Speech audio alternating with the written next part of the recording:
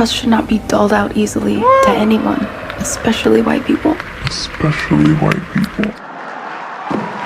President Obama, obviously, outside of being one of the most brilliant minds on the planet, he's actually a huge movie lover. And he was a fan of the book, huge fan of the book. It was on his reading list, and he was committed to making this into a great movie. So he was involved from script to post. It is a day to celebrate. And thank you all for your interest in Robert Gilman. And a special thank you to all of the outlets that have covered his case over the last several days. It is my belief that public awareness and public pressure helped bring Robert home today. Over the past 2 years, my office has been working closely with the family of Robert Gilman, a Massachusetts resident raised in Lowell, who was wrongfully detained in Russia on questionable charges for 1,666 days. Full charges for 1,666 days. And he gave notes on the disaster elements, on character, on the theme. It was a wonderful collaboration. I don't think there's anything going to get me in heaven. Okay, I really don't. I think I'm not maybe heaven bound. I may be in heaven right now as we fly in Air Force One. I'm not sure I'm going to be able to make heaven, but I've made life a lot better for a lot of people. And you know, as I said, at the election of 2029, we would have.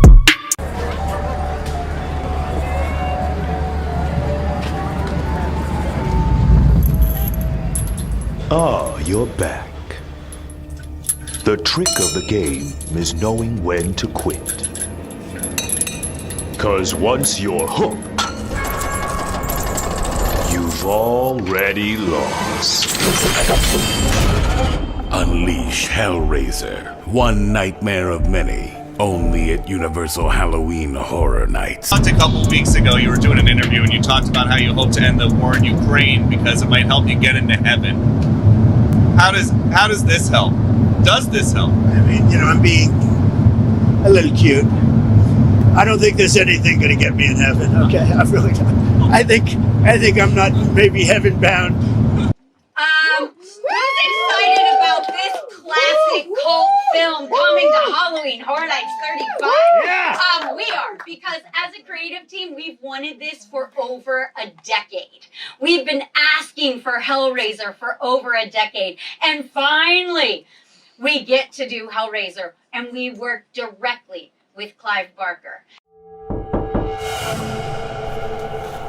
I didn't order room service.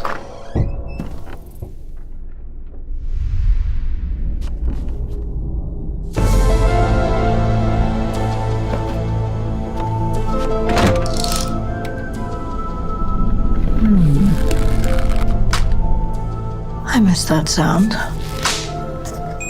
Personal log, no visible sender, minimal packaging. You've got to be kidding me. Multiple components. Interlocking system. I don't remember you being so small. Good posture. And this is where it gets implausible. Okay.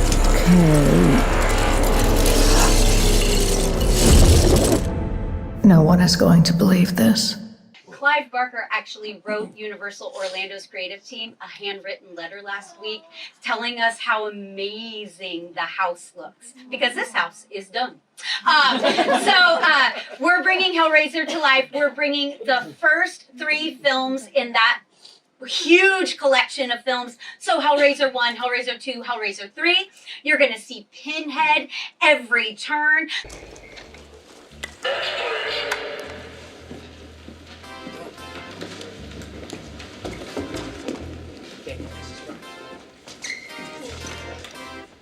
All right. We're the pinheads. 1, 2, 3.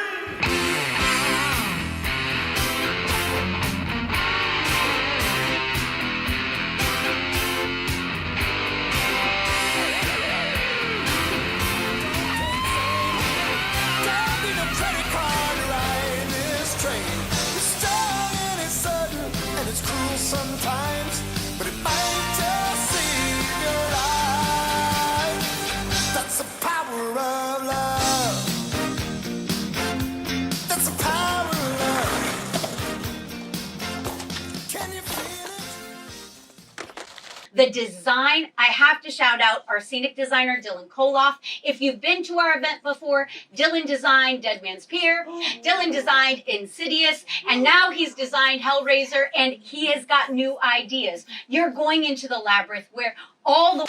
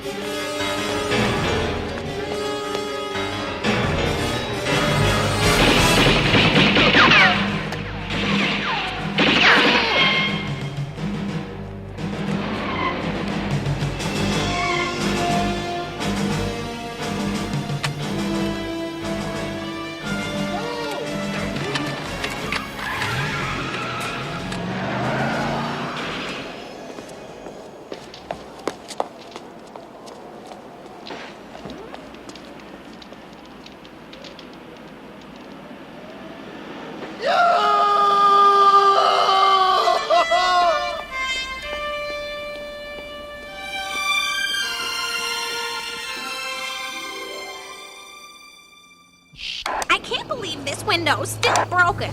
Well, when the scene screen repairman called Daddy a chicken, Daddy threw him out of the house. Now we can't get anybody to fix it. Oh, look how worn out this is. All right. We're the pinheads.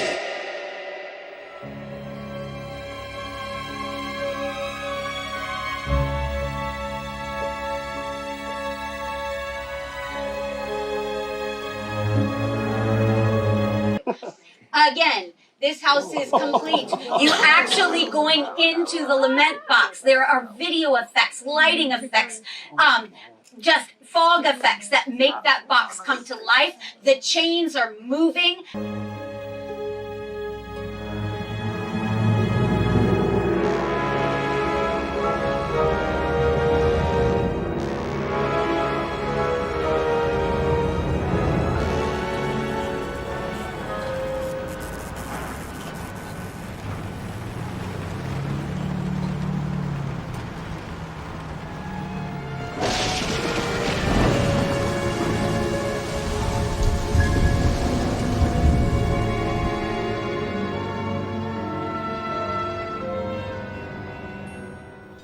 Captain Spencer, Elliot, what the hell is going on? Hell is exactly what is going on, Joey. And we have to stop it. There is a monster out there, Joey, and it's me. Coming at you, this is a gory house. But also, look at all of these. These are masks. These are masks that our Universal Orlando prosthetic and makeup team created for all of these beautiful Cenobites. Butterball is so moist and cute.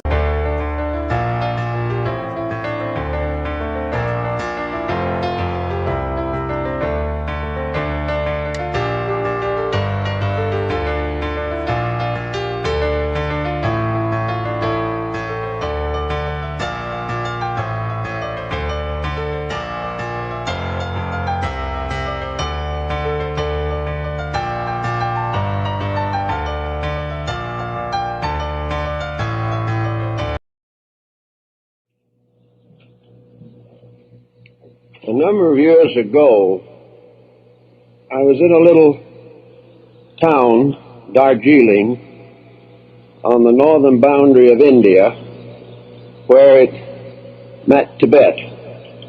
And there were several visitors from various countries, and the hotel management decided it would be appropriate to give a little entertainment in the Tibetan spirit. So they brought in about a half a dozen Tibetan dancers with their masks and regalia to entertain. And among them was a little boy about 8 years old, a very cute, chubby little rascal, and everyone liked immediately. But when the time for the dance came, he put on one of the most grotesque masks you'd ever want to see. he really was, it looked like a nightmare. And of course everyone knew it was the little boy. But during the dance, he started and moved over very rapidly towards the audience, as though he's getting ready to attack them. And you should have seen the audience scatter.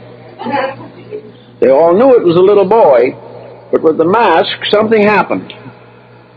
And a real spirit of ancient and primary fear moved in on those people. They actually, subconsciously, were terrified. On another occasion, I remember in the Japanese no drama, where the principal actors are masked. Many of the themes are highly sacred, and in the various performances, the actors are nearly always concealed behind these wood-carved masks that are well painted and decorated, but of course have no expression except that of the original carving. But under a careful handling of lights, particularly by the postures of the head in relationship to the source of light, these faces seem to change. And in moments of joy, the face really seemed to smile. And in sorrow, the face looked very tragic. And yet it was done with a wooden mask, but everyone felt it. The skill with which the mask was handled was the principal factor. In the southwest of the United States, we have a series of ritualistic dances by the various Indian tribes, the Zunis, Hopis, Navajo. These dances often include masked figures, and everyone knows that these masked figures are members of the local community. One of the men with a mask, very carefully developed, rather crude mask concealment, actually has two children in the audience. They all know that it's father, but when he dances toward them with a sacred pollen, they kneel instinctively as though he was a god. Something happens when the masks begin to take a part in religious ritual. Masks were used in Egypt, we know, in the temple mysteries. And even today, the various carvings and manuscripts of Egyptian origin show human beings with the masks of birds and animals. The Greeks used masks in their theater also. Nearly always a mask becomes a complete change of personality. If accompanied by adequate religious ritual, the mask becomes the secret of the development of a peculiar theological belief that there was a divine power in the mask.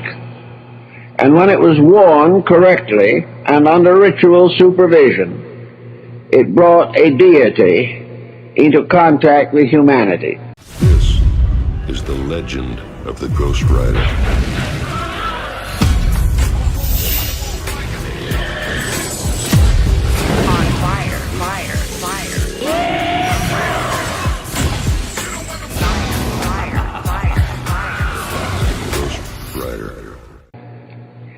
Well, in the course of time, the mask cults have gradually faded, but in many primitive countries they still survive.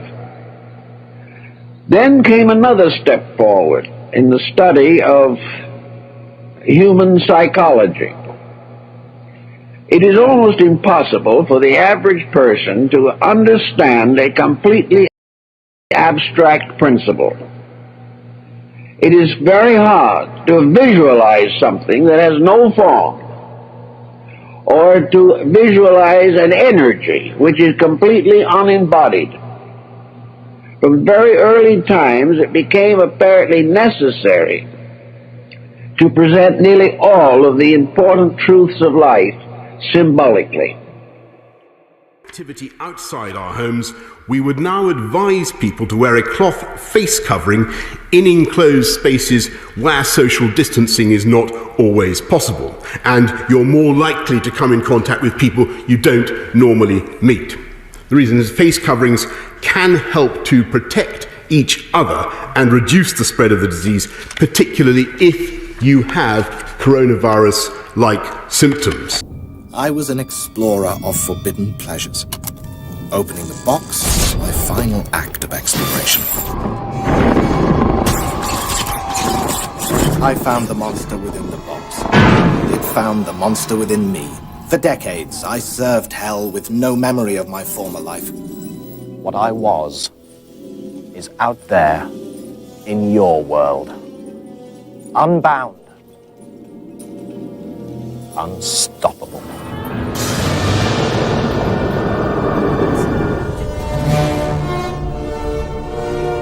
Come on! Come on!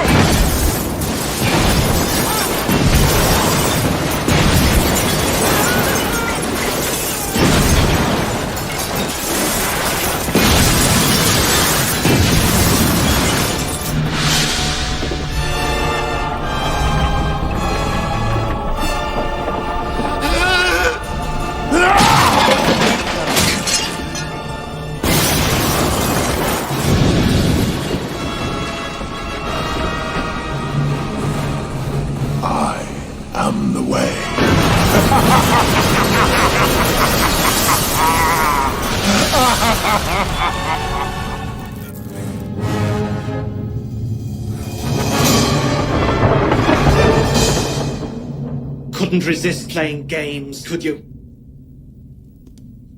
You had to come through the window of her mind. But now you're in my dominion. And now, we're going to hell. Why resist? You love this as much as I. After all, you made me. There is a world out there waiting to yield to us. So much flesh, so many different pleasures. You're right. We do belong together.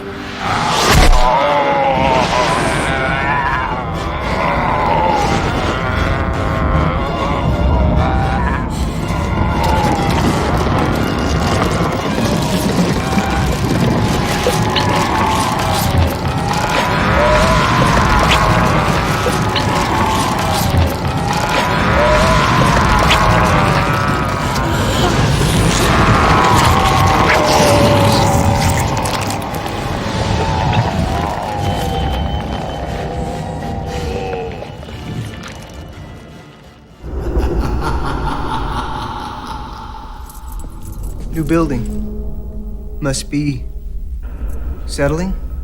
Yeah, settling.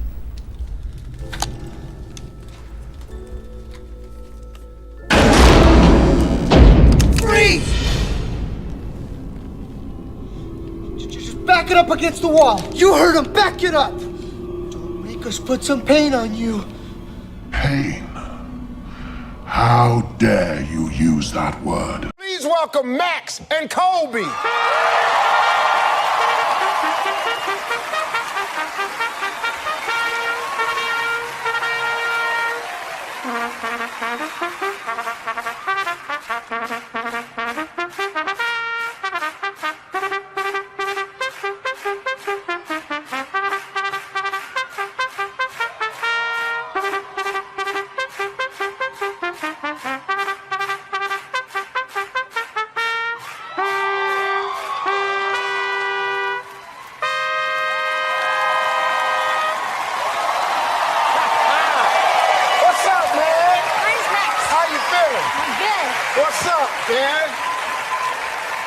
The suits, the shine on the suits. I got to get one. You Max? Yes, sir. Colby. Good. Thank you so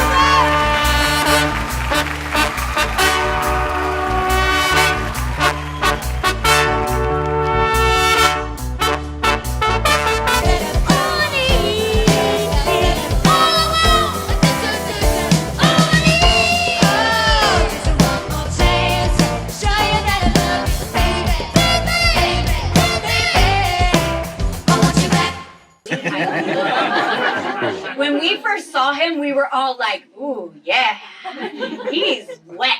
So we're very excited, and it's been a very exciting time for us to finally bring Hellraiser to Halloween Horror Nights. Settling? Yeah, settling.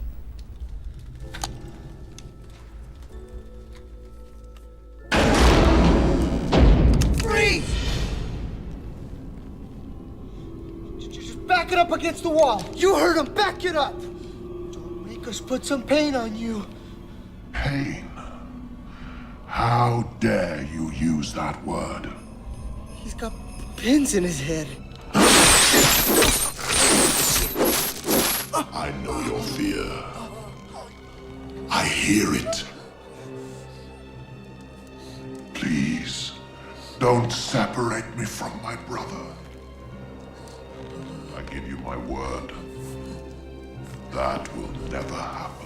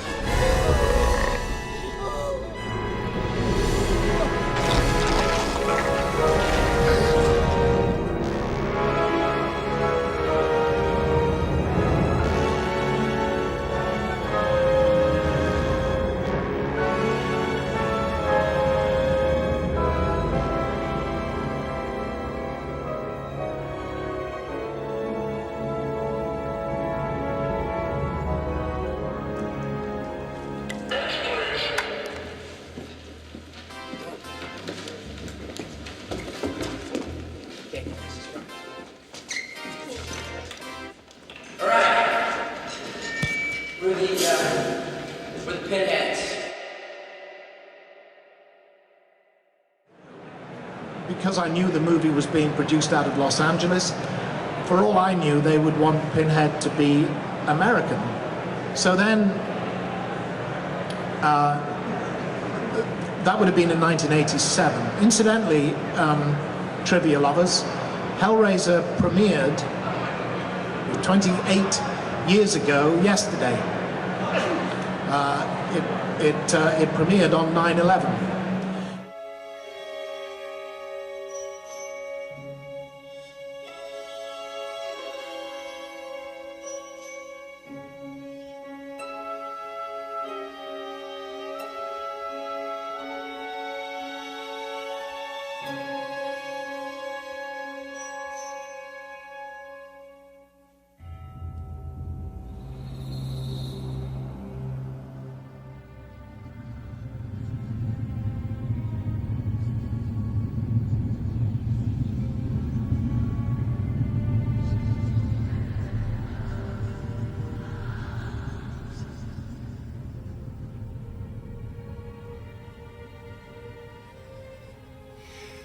Jesus Christ!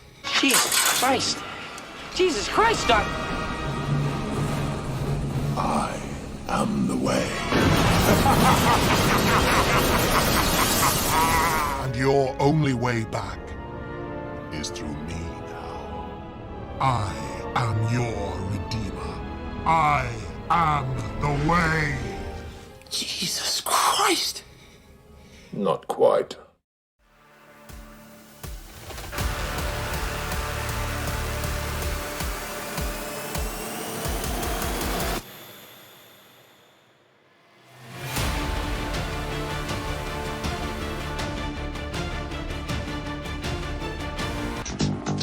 For an actor, good roles are hard to come by.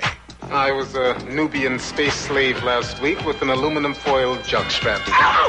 Hey, remember when I played a sperm and I begged for that part? But Jack Noah is about to get the role of a lifetime. I happen to be a very well-known American actor. Not that well-known. Chuck Norris once told The Times, "I never wanted to be Dustin Hoffman or Al Pacino. I never dreamed of being an actor. I do what I do."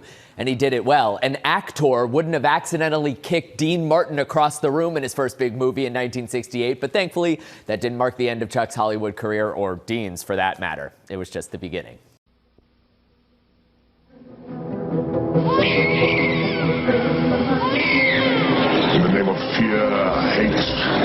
destruction, I prepare to anoint my spirit with this royal blood, forged in the fires of hell.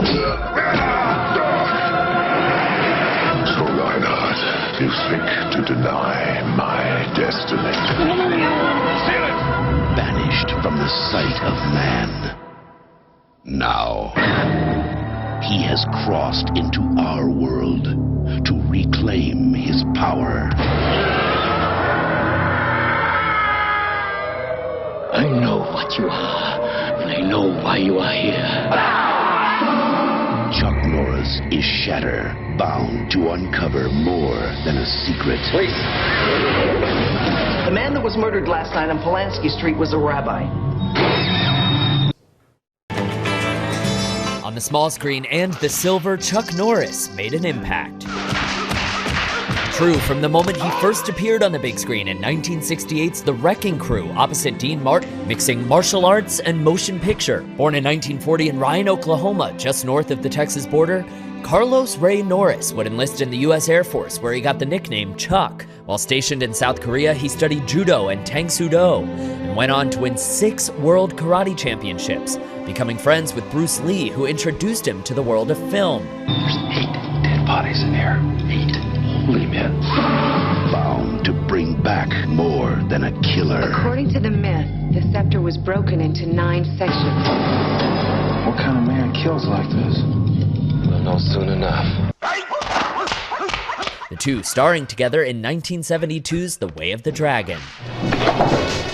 Wrong answer. His pivot to the big screen packing a punch, with huge successes in the 70s and 80s, including Missing in Action, The Delta Force, and Code of Silence. Bound to face the most terrifying enemy he has ever known. The scepter is the key to the gates of hell. Who was it that ripped the heart right out of his chest? Have you any idea who I am? You want to do it the easy way or the hard way? In 1993, he took on the starring role in the long-running TV drama Walker, Texas Ranger, playing the Lone Star legend with quiet confidence. You just can't get it right, can you? It was that role and that intensity that would inspire a million memes and pop culture moments. You know, they say Chuck Norris is so tough, there's no chin under his beard. Let me introduce myself.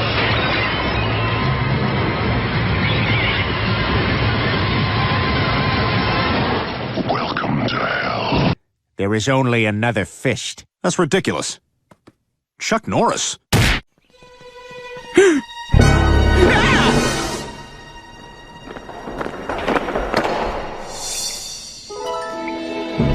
Where am I? Grandpa? What are you doing here? Chris, welcome to the Skull and Bones Society. This is where the most powerful men in the world are groomed for their futures. Every president, every CEO, every douchebag named Ryan Seacrest.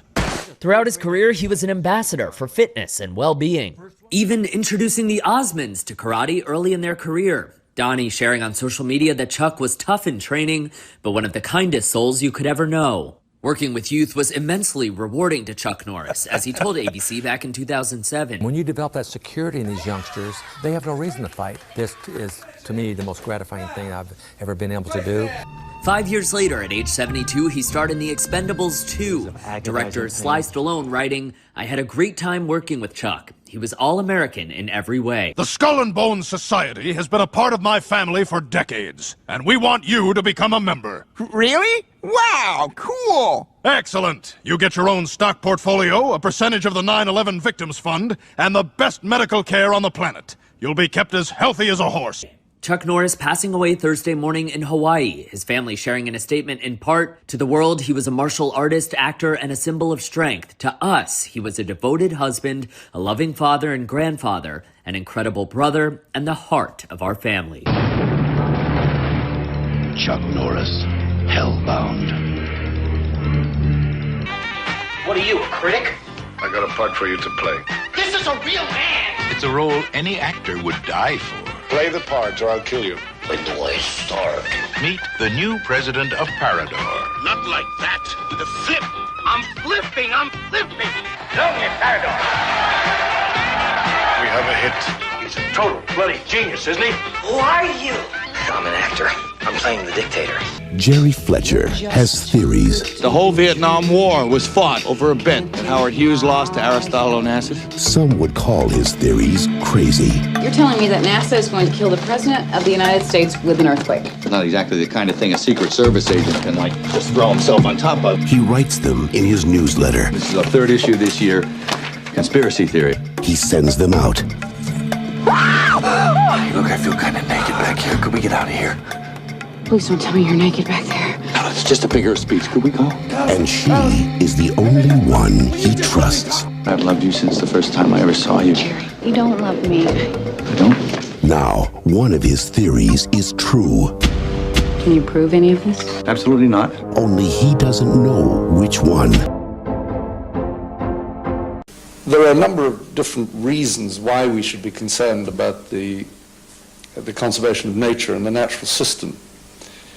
There's an economic reason, there's a scientific reason, there's a self-interest reason.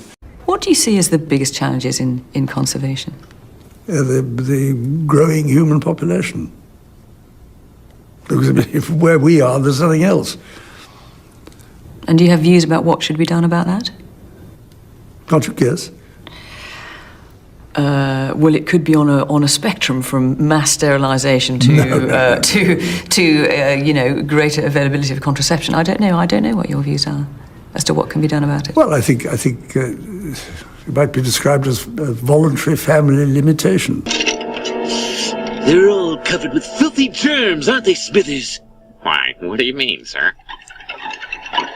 Freemasons run the country! We are all shapeshifters. We are all lonely drifters in forgotten hours when we escape through the winking eyes and the secret handshakes. Disposable me, expendable you. Just take what you need and do what you do. You're taking me under. This heart has seen better days. You got my number. Girl, there's no change in my ways. Over and over, you're on your own. Shapeshifters, shapeshifters, shapeshifters, shapeshifters.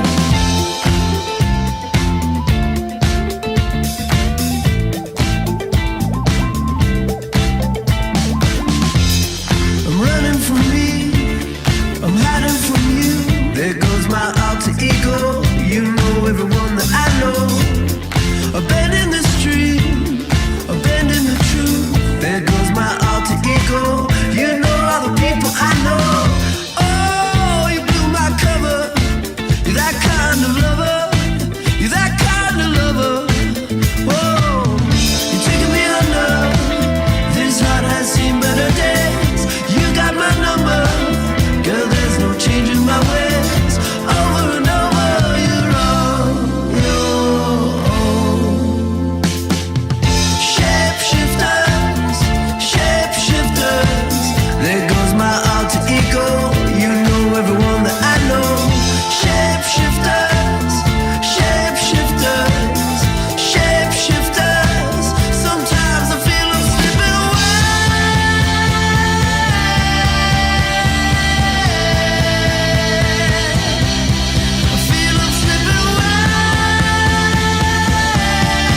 Although we weren't able to shatter that highest, hardest glass ceiling this time, thanks to you, it's got about 18 million cracks in it.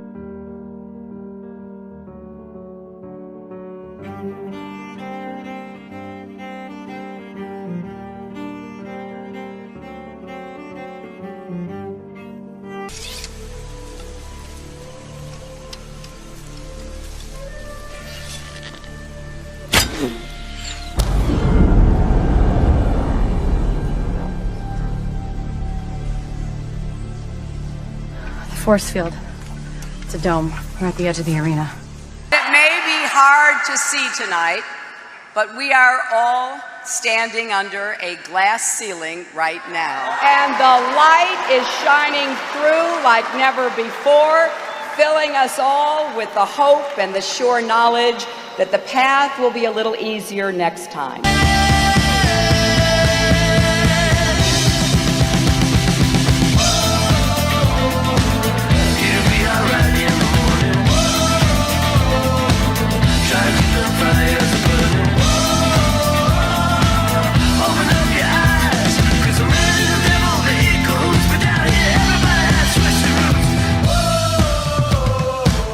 It'll be alright in the morning. Try to keep them fires burning. When the sun did rise, everybody was gone. You were far from home. You were on your own. Shapeshifters, shapeshifters. There goes my alter ego. You know everyone that I know. Shapeshifters, shapeshifters. There goes my alter ego. You know all the people I know. We are all shapeshifters. There goes my alter ego. You know everyone that I know. We are all lonely drifters. There goes my alter ego. Sometimes I feel I'm slipping away.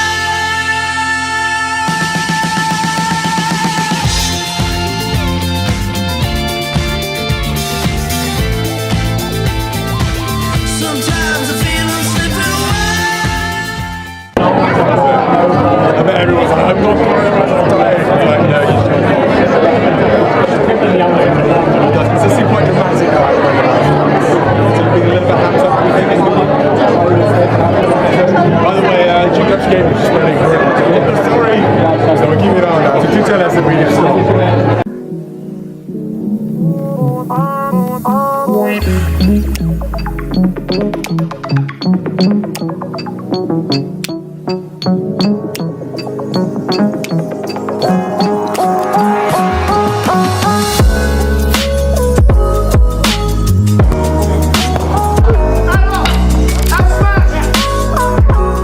So Invictus is all about the journey for the athletes. Without the German team, there wouldn't be able to be the possibility for the Ukrainian team to even come and places in volleyball. So without Germany, without the USA, without the Italians, we wouldn't be putting the team onto the pitch. This is what Invictus is about. This is about the teams coming together as one nation to be unconquered. Without you, we wouldn't be able to play. Thank you so much for looking after us. Thank you to the USA. Thank you to the Italians. We're having a great experience.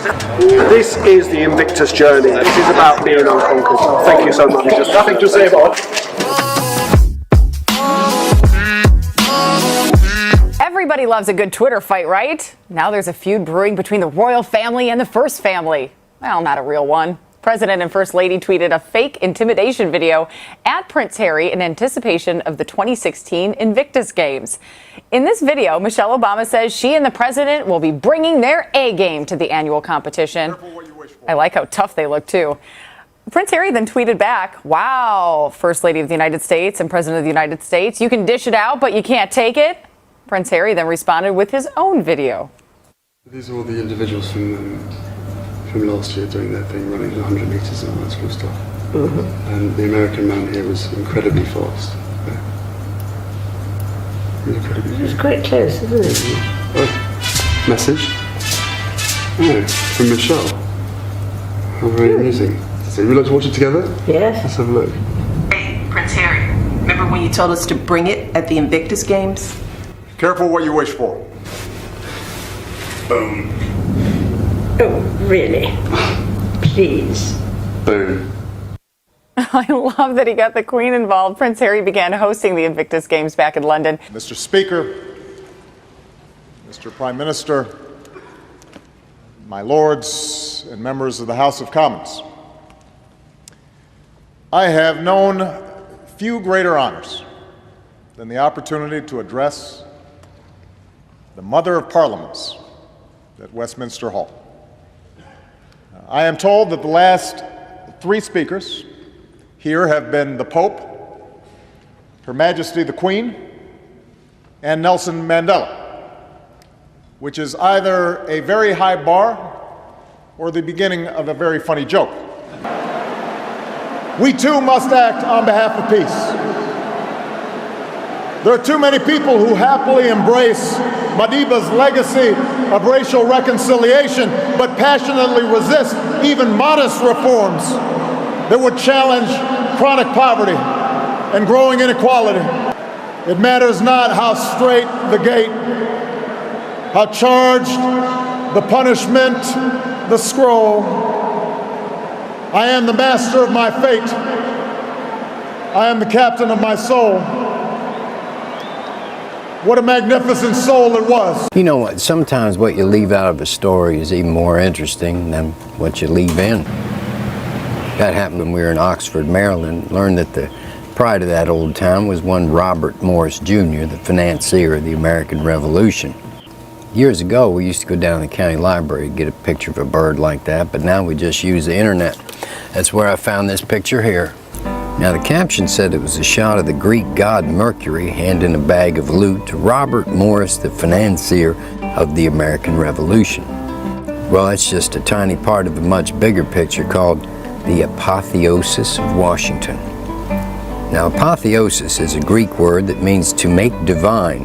In other words, this painting shows George Washington becoming a god. Now, I never knew that happened. But there it is for all to see, painted under the most famous dome in the whole country, maybe the whole world, the United States Capitol. Now, the most interesting part of this particular heaven are the folks that live in it.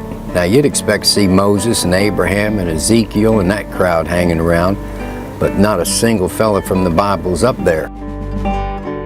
Now, Minerva, the Roman goddess of crafts and wisdom, is shown delivering an electrical generator and batteries and a printing press to Benjamin Franklin, Samuel Morse, and Robert Fulton. And Neptune, the Roman sea god, and Venus, the goddess of love, are shown helping to lay the transatlantic telegraph cable. I'll bet you they were a big help. Now, there's some other gods, but not a single prophet, apostle, or even a lower archangel in the whole 4,500 square feet. All I know is what I read on the internet, but you hear a lot of talk these days about the religious beliefs of our founding fathers. Now, those boys may have been as devout as saints. We'll never know. One thing's for sure, you'd never tell by looking at Capitol Dome. Sing to the farmers, rising yields. We are the children, builders of the future, and we the children swear to thee loyal emotion, fearless devotion, and to die with dignity. Sing to the faithful members of the party.